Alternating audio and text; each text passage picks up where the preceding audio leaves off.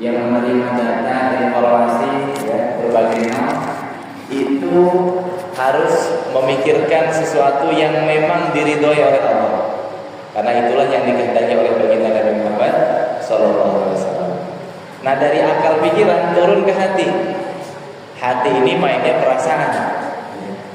Nah, perasaan itu juga harus selalu tersambung kepada Rasulullah, kepada Allah Subhanahu wa Ta'ala.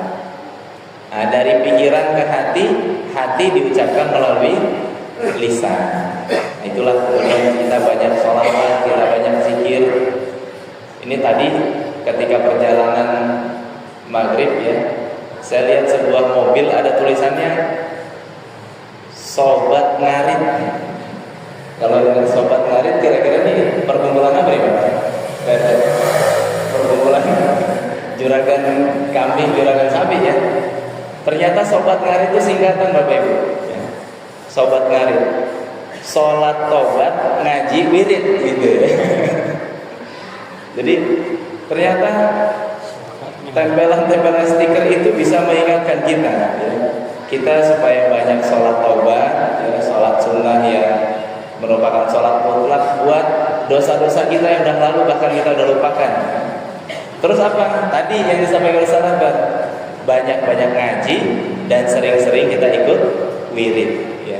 Karena pengajian kita kan isinya itu ya. Ngaji malam Jumat ya kita zikir kepada Allah, kita wirid, kemudian dengerin tausiah.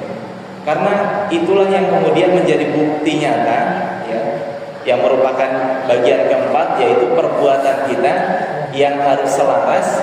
Kalau kita cinta sama Nabi bukan hanya diucapkan, bukan hanya banyak baca sholawat, tapi juga dibuktikan dengan perbuatan ya.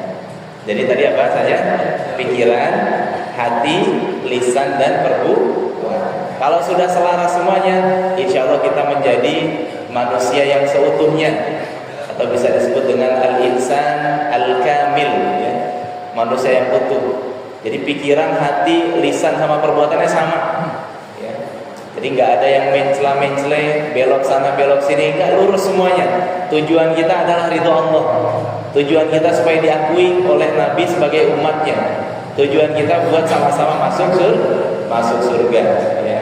Maka dari itu mudah-mudahan dalam kesempatan perayaan Maulid Nabi ini, kita yang hadir malam ini mudah-mudahan semuanya nanti bisa kumpul lagi di surganya Allah. Semuanya nanti kumpul bersama juga dengan baginda Nabi Muhammad SAW dengan berkah syafaat dari beliau. Amin ya rabbal alamin.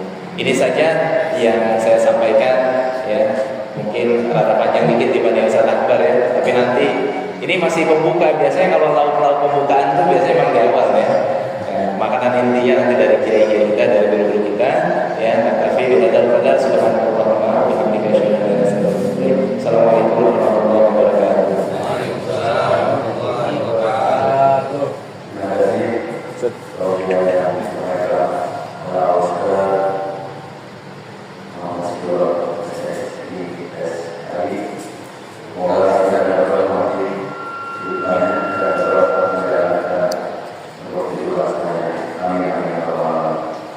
Terus selanjutnya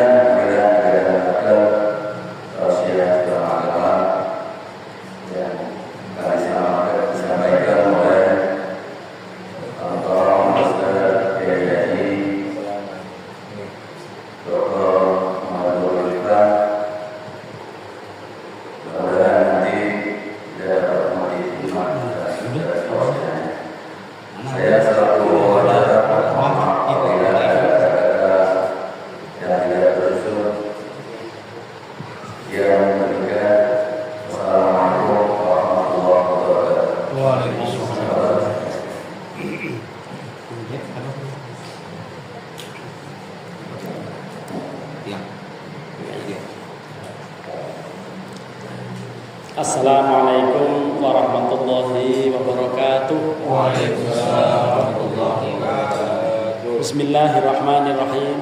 Alhamdulillahi rabbil alamin. Allahumma salli wa sallim wa barik ala sayyidina Muhammadin wa ala alihi wa sahbihi ajma'in, amma ba'du. Qala Allah ta'ala fi kitabihil karim wa huwa asdaqul qailin. A'udzu billahi minasy syaithanir rajim. Qul bi fadlillahi wa bi rahmatihi fa bidzalika falyafrahu huwa khairum mimma yajma'un. Wa qala fi ayatin ukhra laqad manallahu 'alal mu'minina id ba'atsa fihim rasulan min anfusihim yatlu 'alaihim ayatihi wa yuzakkihim wa yu'allimuhumul kitaba wal hikmah wa in kanu min qablu lafi dhalalin mubin. Wa qala fi ayatin ukhra laqad ja'akum rasulun min anfusikum azizun 'alaihi ma 'anittum harisun 'alaikum bil mu'minina raufur rahim. Wa qala fi ayatin ukhra innallaha wa malaikatahu yusholluna 'alan nabi ya ayyuhalladzina amanu shallu 'alaihi wa sallimu taslima. Wa qala Rasulullah sallallahu alaihi wasallam kullu ummati mu'afan illal mujahirin. Wa qala aidan fi haditsin akhar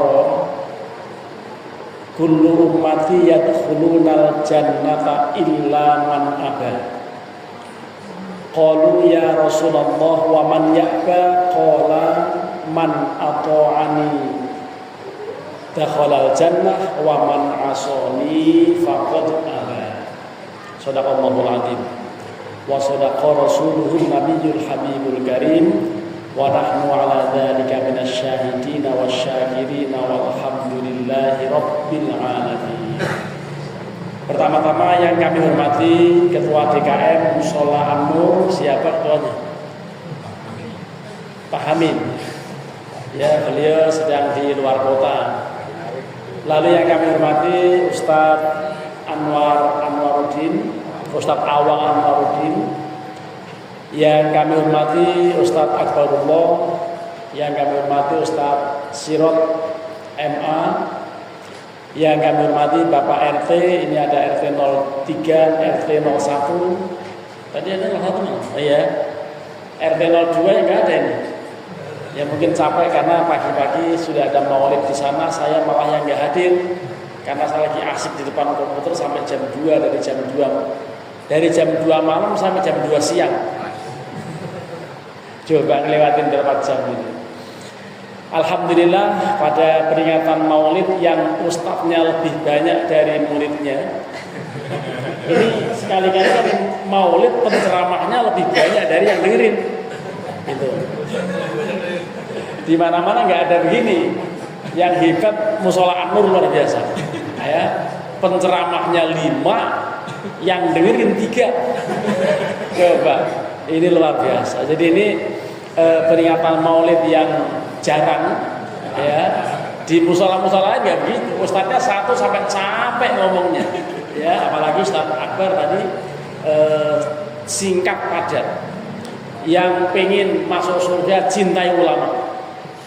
Ini sudah pada mencintai ulama, ini semua diundang. Ya.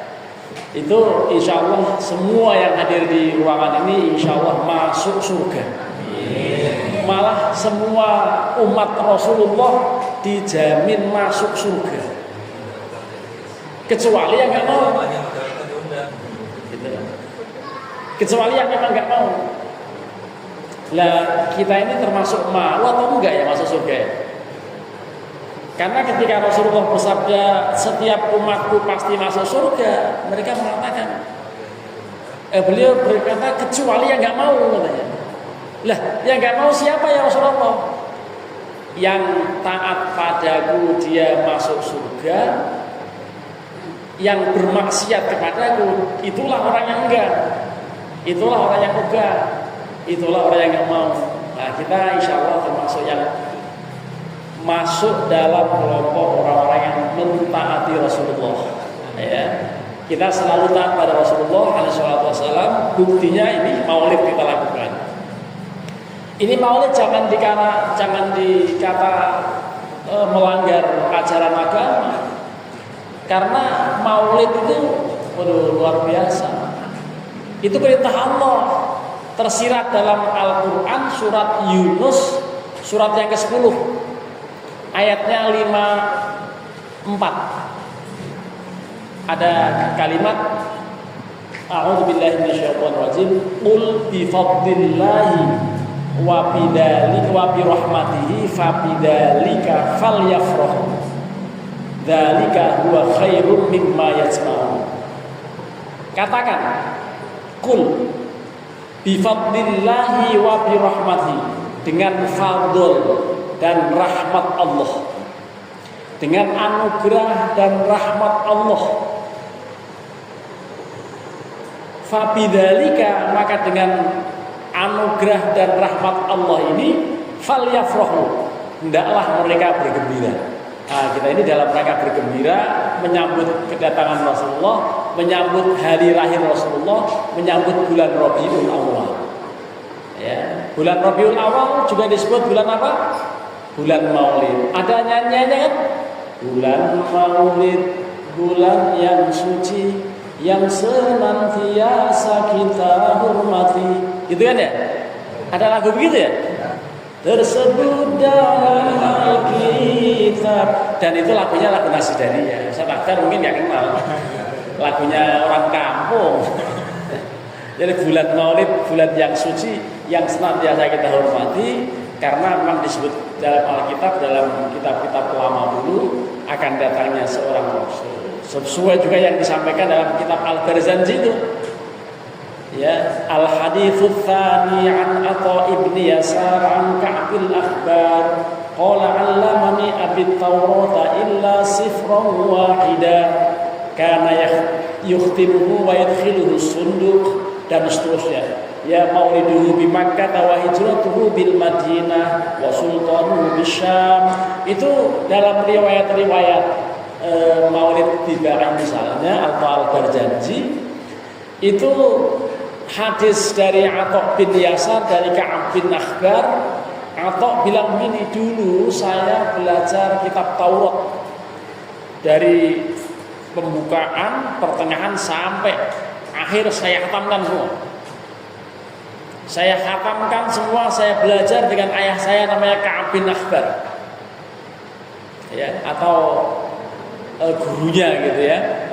Tetapi dari sekian lembar itu ada satu halaman yang oleh ayah saya sengaja dicopot. Jadi illa sifran wahida.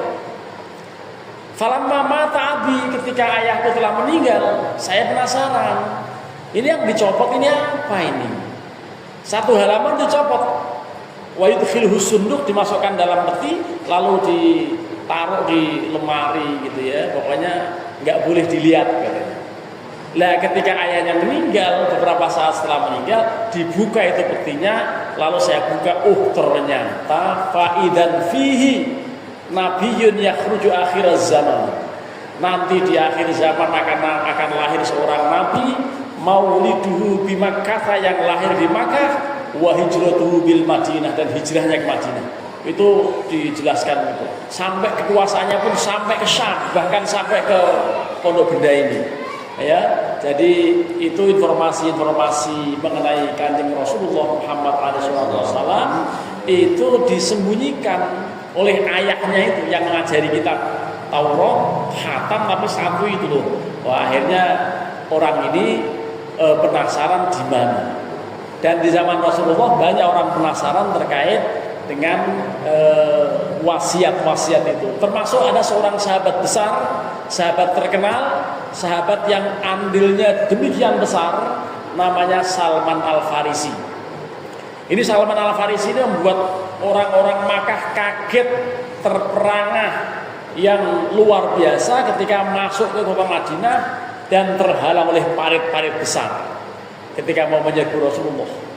Jadi tentara sekutu dari Makkah bergerombol dengan kelompok-kelompok lain untuk menyerbu Madinah sampai ke tepian luar kota Madinah. Itu mereka tidak bisa masuk karena apa? Di tepi kota Madinah, seluruh penjuru kota Madinah digali parit sebesar selebar 6 meter kali 6 meter. Coba. Itu ide yang membuat parit itu sampai sekarang masih ada sejarahnya setidaknya. Kalau bekas-bekasnya udah jadi jalan tol semua di sana. Itu parit yang segede itu, kalau ada kuda terperosok langsung dihajar dari atas, nggak mungkin. Ya, semua kota Madinah. Lah, waktu Kanjeng Rasulullah Muhammad SAW memimpin kerja bakti untuk membuat parit ini, dalam riwayat-riwayat beliau langsung terjun, bukan hanya seperti mandor kita ya. Kalau mandor kita kan mandor kawat, ya, mandor kawat nyuruh-nyuruh doang. Itu kalau Nabi langsung terjun, mengomando pasukan dan dia terjun langsung. Termasuk ada satu kasus.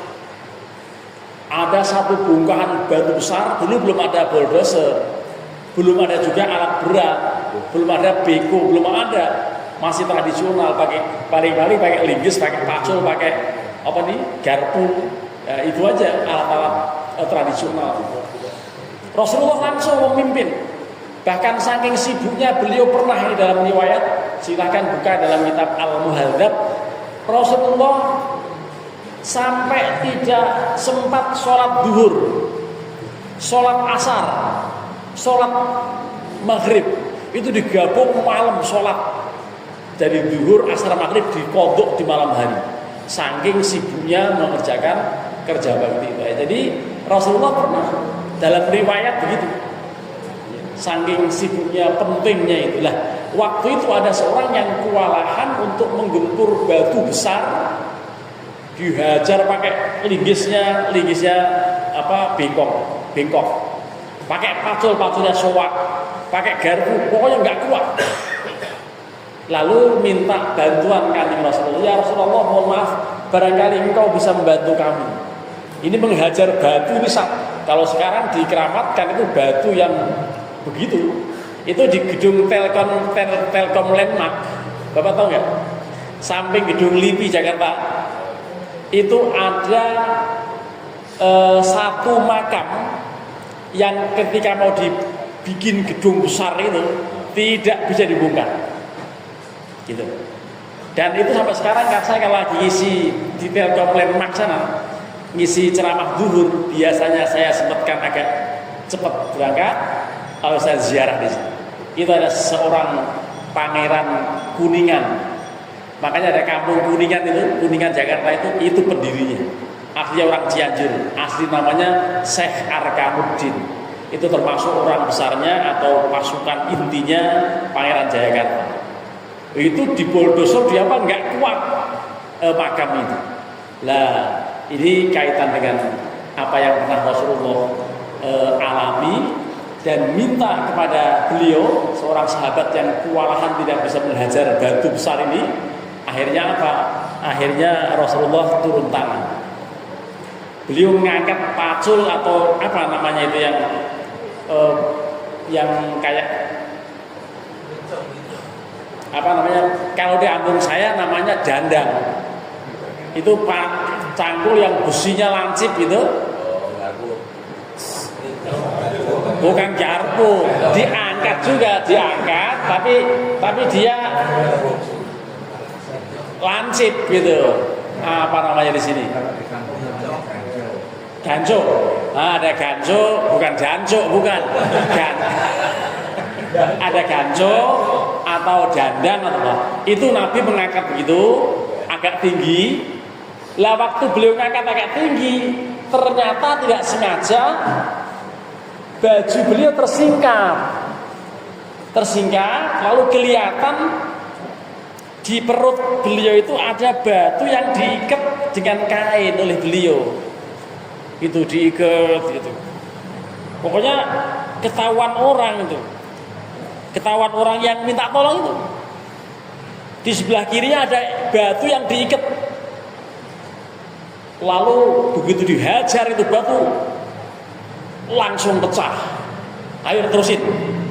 Kata sahabat yang melihat Rasulullah dalam batin, oh ini dia, ini yang bisa membuat hancur batu.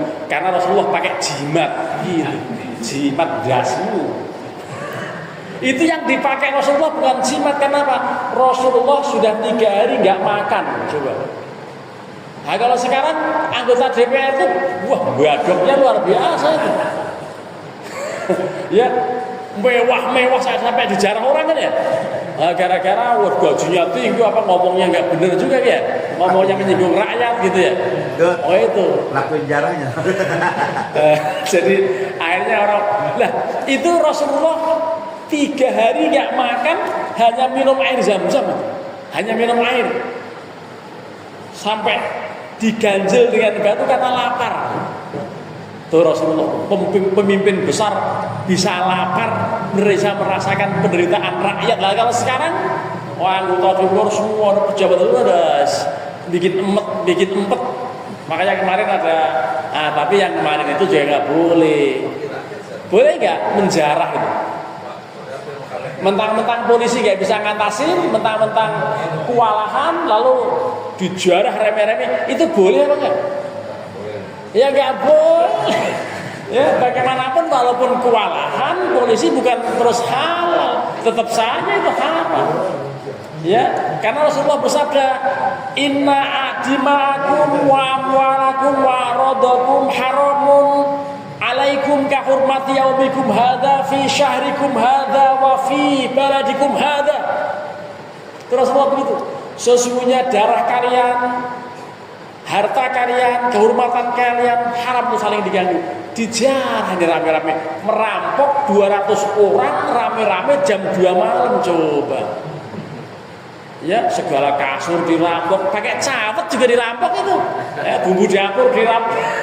Itu bukannya benar perbuatan itu lah. Bahwa orang itu empet, orang itu kesel, orang itu kalap karena apa? Kelakuan, gitu kan? Makanya jaga lidah, jaga sikap, jaga perasaan orang-orang. Rakyat kecil pada susah dia itu kan. Nah itu yang membuat geger kemarin itu ya. Tapi kita tidak boleh kemudian ikut-ikutan menjarah. Karena apa? Karena harta, kehormatan semua itu dilindungi. Dalam Islam tidak boleh saling mengganggu itu.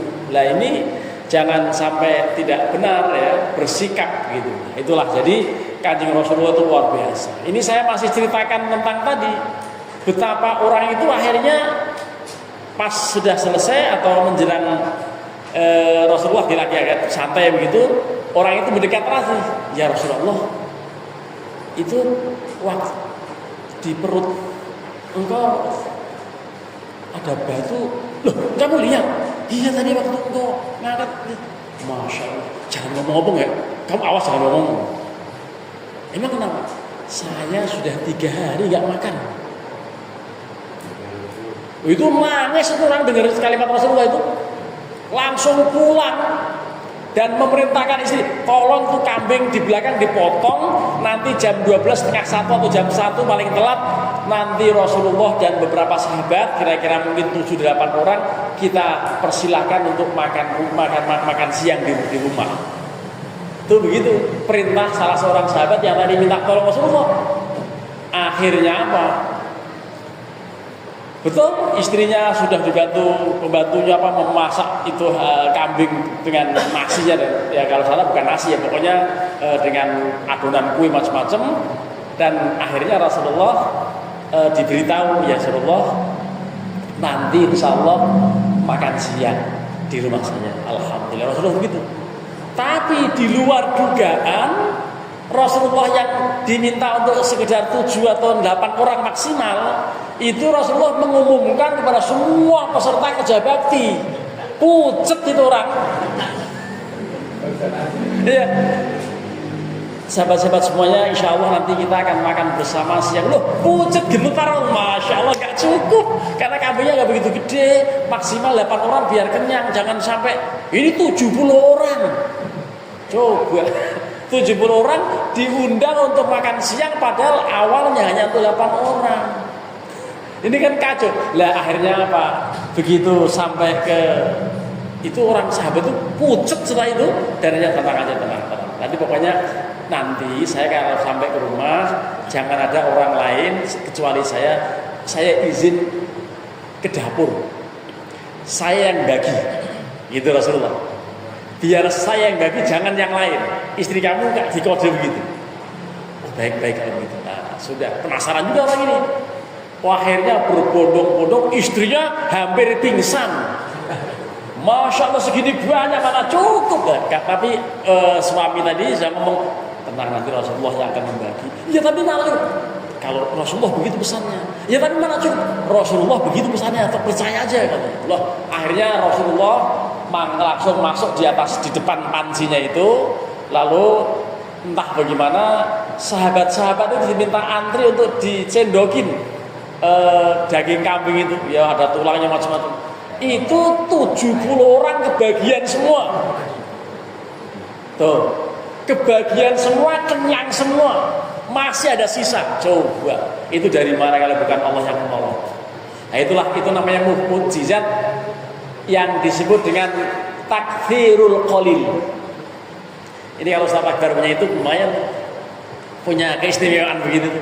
Ya, santri-santri sudah atau kira-kira udah nipis, nah, sudah tinggal. Makanya orang-orang dulu itu wasiat Rasulullah, kalau ngambil nggak usah pakai dilongok. Itu dulu Abu Hurairah setelah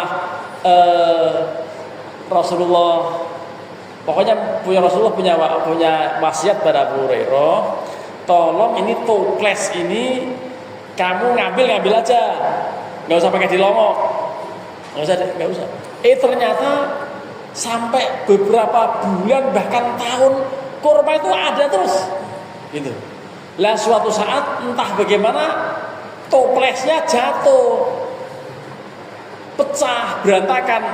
Itu tanda-tanda ternyata Abu Hurairah mau meninggal. Jadi orang meninggal itu karena rezekinya habis, gitu. Jadi kalau ada orang meninggal itu karena memang jatahnya rezeki habis, gitu. Jadi Rasulullah itu luar biasa. Ya. Makanya orang-orang dulu kalau punya simpanan beras itu nggak pakai ditengok, nyiduk aja gitu. Kalau sekarang ciduk habis, gitu kan? Karena apa? Mahal beras, ya gara-gara dioplos, gitu ya. Jadi sekarang ini kan begitu ya. Jadi mahal beras, dioplos, sudah gitu. Wah, semuanya kita lagi. Tapi mudah-mudahan negeri kita yang seperti ini segera bangkit, dan mudah-mudahan setelah dirombak kabinet macam-macam tidak ada huru hara lagi. Karena kemarin demo itu kalau mau diperbaiki masing-masing komponen itu habisnya hampir berapa? 950 miliar. Itu duit rakyat juga itu akhirnya. Karena yang rusak sebagian rakyat kita, akhirnya duit rakyat lagi dipakai kan. Makanya demo yang anarkis sebetulnya tidak menguntungkan. Ya, apalagi jarah juga nggak menguntungkan, karena kalaupun kita punya jam harganya 11 miliar mau dijual di mana? Ayo, dijual di Taman Puring nggak laku, nggak ada yang Taman Puring kebakaran lagi. Ya, jadi jangan ikut-ikutan lah jarah-jarah begitu ya. Untung di sini nggak ada ya. Wah, kalau ada bisa ikut juga tuh. Ya, jadi inilah para hadirin Bapak dan Ibu, sebetulnya maulid yang diselenggarakan di berbagai tempat itu dalam rangka senang, dalam rangka bergembira, dalam rangka berterima kasih, bersyukur pada Allah karena anugerah Allah terbesar adalah diutusnya Rasulullah Sallallahu Alaihi Wasallam ke muka bumi ini. Sesuai dalam ayat yang Allah tegaskan, surat Ali Imran ayat 164. Apa bunyinya? Laqad mannallahu 'alal mu'minina id ba'atsa fihim rasulan min anfusihim. Laqad mannallahu 'alal mu'minin. Sungguh Allah benar-benar memberikan anugerah kepada orang-orang beriman, kita semuanya ini. Apa wujud anugerahnya? Id ba'atsa fihim rasulan, betapa Allah mengutus seorang rasul min anfusihim, dari diri mereka. Artinya Rasulullah bukan makhluk aneh, manusia biasa yang makan, yang minum, yang kalau haus harus minum gitu. Rasulullah juga minum, Rasulullah makan, Rasulullah punya istri, Rasulullah tidur, Rasulullah sholat, Rasulullah kadang puasa, kadang tidak gitu. Jadi Rasulullah Sallallahu Alaihi Wasallam itu diutus menjadi anugerah terbesar, bahkan menjadi rahmat terbesar. Karena di dalam Al-Anbiya 107 ada ayat, wa ma arsalnaka illa rahmatan lil alamin.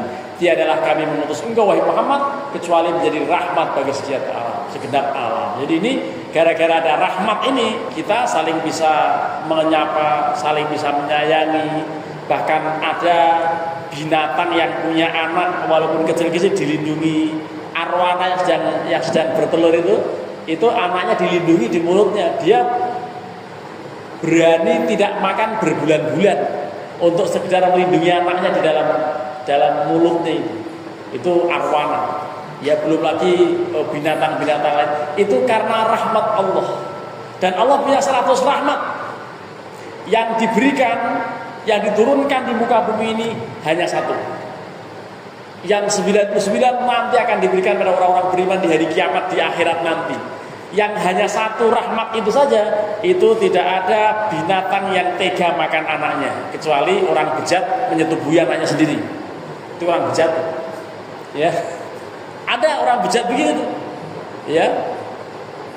Akhirnya bingung anaknya itu bapaknya mana? Enggak ada punya bapak, adanya engkong. Bukan engkong, itu bapaknya. Engkong ayah. Tuh. Nah, itu kalau waduh kacau.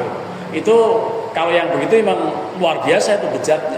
Tapi umumnya induk orang tua akan melindungi anaknya. Jadi bayi itu akan merasa tenang kalau dipeluk ibunya. Kalau dia lagi nangis kejer, langsung ditempelin di sini sama ibunya, diem dia. Karena apa? Ingat di masa waktu di surga itu dalam perut ibunya dia tenang. Lah itulah rahmat Allah yang diturunkan di muka bumi yang hanya satu. Itu saling bisa menyayangi, saling bisa mengasihi, bukan hanya manusia tapi juga binatang-binatang itu bisa. Itulah rahmat Allah yang luar biasa dan kita perlu untuk falyafrahu dalam rangka bergembira. Makanya kalau orang yang bergembira sekalipun kafir itu ada manfaat. Siapa contohnya? Abu Lahab. Abu Lahab itu kafir, tapi dia sempat senang ketika Rasulullah lahir di hari Senin dan diberitahukan pada si Abu Lahab ini, yang memberitahu siapa? Thuwaibah, budaknya. Lalu saking senangnya dengan kabar gembira ponakannya lahir laki-laki, maka kemudian saya merdekakan kamu wahai Thuwaibah karena engkau telah memberikan kabar gembira buat saya. Itu sekali hari Senin senang, itu setiap hari Senin ada riwayat ini sebagaimana mimpi Al-Abbas, kakak kandungnya namanya Al-Abbas itu yang meninggal waktu perang Uhud, yang dibunuh oleh Wahsy. Ya itu Al-Abbas. Itu cerita saya mimpi ngelihat Abu Lahab di neraka hari Senin santai-santai minum air dari sela-sela jarinya.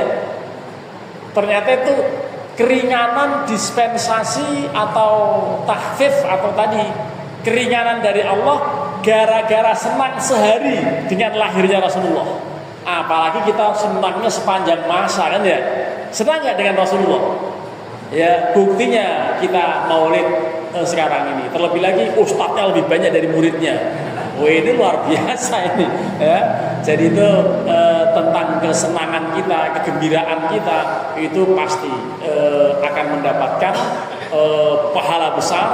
Sedangkan orang yang kafir aja mendapatkan dispensasi siksa. Itulah. Ada selawat kan? Nah ini rebananya cuma satu yang ini ya. Tadi tidak ada rebanannya. Sudah ada. Itu dalam syair sholawatnya apa? Wa man fil jahimi laqad khufifa li farhatihi maulidal Mustafa. Mari salatum min Allah wa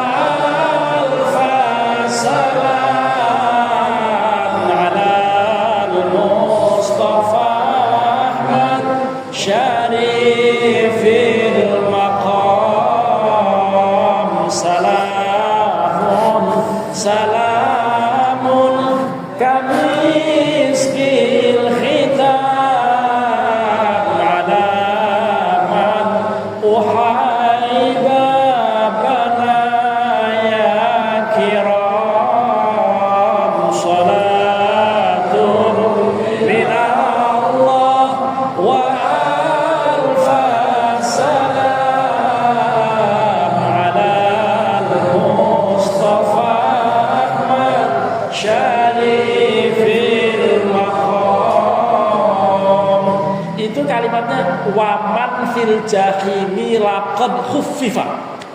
Orang yang sudah jelas-jelas masuk neraka jahim saja mendapatkan takhfif, mendapatkan keringanan siksa di hari Senin.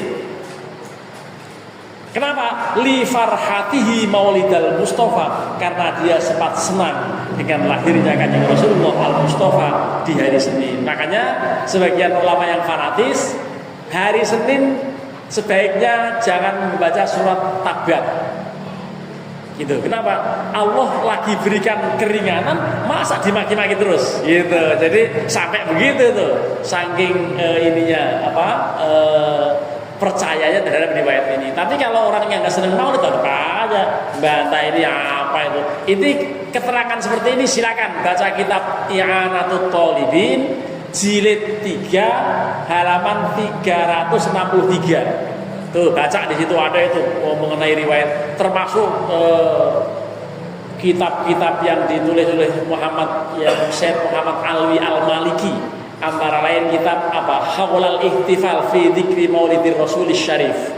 Jadi keterangan-keterangan seperti ini boleh kita kita baca, dan mudah-mudahan kita betul-betul bisa memahami makna Maulid Rasulullah SAW. Jangan gampang percaya terhadap orang yang suka nyalah-nyalain Maulid itu bid'ah gitu ya. Jadi Maulid tidak bid'ah. Kenapa? Rasulullah SAW pernah ditanya, ya Rasulullah, kenapa engkau puasa hari Senin? Lah, ini hari saya dilahirkan. Makanya saya bersyukur karena saya dilahirkan dari Senin. Jadi beliau maulidnya seminggu sekali. Nah, kalau kita setahun sekali kan, itu pun kalau nggak diundang nggak datang. Gitu. Jadi begitulah. Termasuk Rasulullah pernah ikut merasakan kegembiraan orang-orang Yahudi yang merayakan kemenangan Nabi Isa, Nabi Musa pada tanggal 10 Muharram beliau puasa. Lalu antara lain beliau katakan, nahnu ahaqqu bihi minkum, kami lebih berhak untuk berpuasa dibandingkan kalian terhadap kemenangan Nabi Musa alaihissalam, karena dikejar Fir'aun lalu kepepet. Ini kalau saya terus jalan nyebur laut, kalau saya mundur dihajar Fir'aun. Lah waktu itu langsung Allah perintahkan untuk mobilin tongkatnya di laut. Nah itulah, jadi diselamatkannya Nabi Musa itu pada tanggal 10 Muharram, maka Rasulullah berpuasa, dan berarti Rasulullah mengingat masa lalu, kebaikan masa lalu diperingati oleh beliau dengan puasa. Maka kita memperingati Maulid meniru beliau memperingati peristiwa masa lalu. Tuh begitu. Jadi dalil-dalil orang melaksanakan Maulid itu antara lain begitu dijelaskan oleh Syekh Muhammad Al-Maliki. Terima kasih. Ini agak lama, mohon maaf. Wallahul muwaffiq ila aqwamit. Assalamualaikum warahmatullahi wabarakatuh. Maksudnya ke sana ya. Oh, langsung doa. Mari kita tutup dengan bacaan doa. Mudah-mudahan Bapak Ibu semuanya, Ibu Rahmah khususnya yang mengundang saya bersama dengan para ustadz, sehingga di sini luar biasa. Mudah-mudahan kita semuanya selalu dalam keberkahan. Al-Habibiyah Al-Fatihah. A'udzubillahi minasyaitonir rajim. Bismillahirrahmanirrahim. Alhamdulillahirabbil alamin arrahman